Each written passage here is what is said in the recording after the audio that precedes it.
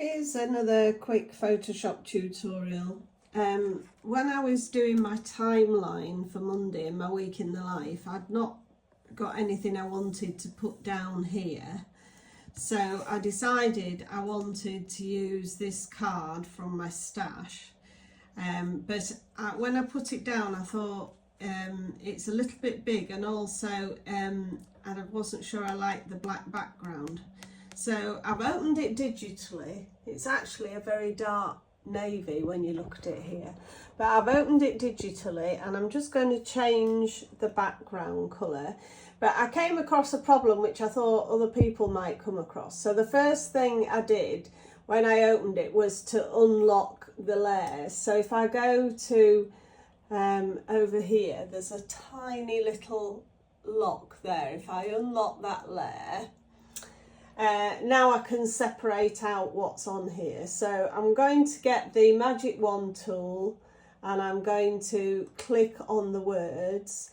On my PC, if you hold down Control and then click on all the words, you can pick them all up together. So that's all in one go. That is one thing and that is one thing. So if you hold down Control, you can pick up everything together. So now I've selected all the writing. As you can see, it's got the marching ants, the dotted lines around it to show what you've selected.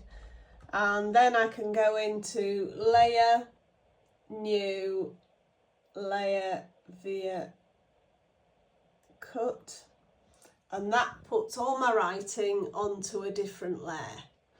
So now I can go in and change my background. If you try and change your background on this bottom layer, because it's mottled, it won't work. It just picks up different parts of it, little dots, look, if you see. So it doesn't work by trying to change your background there on that layer, because it's a mottled background. So I want to change it to this bright blue colour. So what I've done is I've gone into my colour palette, I've dropped down to the blue area. I fancied a brighter blue because I've got a bright blue on this side, so I fancied a brighter blue, and I've clicked OK, and so that makes that colour appear here. And now if I click on Paint Bucket, I can then make sure I'm on this layer that I made, my new layer, and I can click the Paint Bucket on that layer and it fills it in with the new colour. And you can go in and click on any of the inner parts of the lettering and it'll fill those in as well. If you fancy doing something a bit more mottled or different, don't forget you've got the option of rather doing a plain colour, instead of filling it with a plain colour. If I just take that, undo that and get that plain colour out, just to make sure that I've got it back to where it was. If I fancy filling it with some sort of pattern background like this, if you go, when you click on your paint bucket at the bottom here, you can go into this second thing here which says pattern, and there are some patterns you can choose from that are already preloaded in my Photoshop Elements, or you can load some in from papers you've got. And I just picked up this blue one, which is actually a bit like a raindrop design.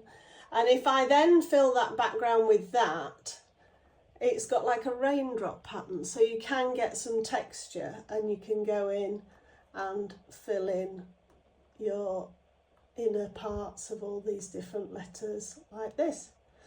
And then print it out. And I can just resize it before I print it out to make it a fraction smaller to fit where I want it to fit on that page. So just thought that was a little tutorial this morning.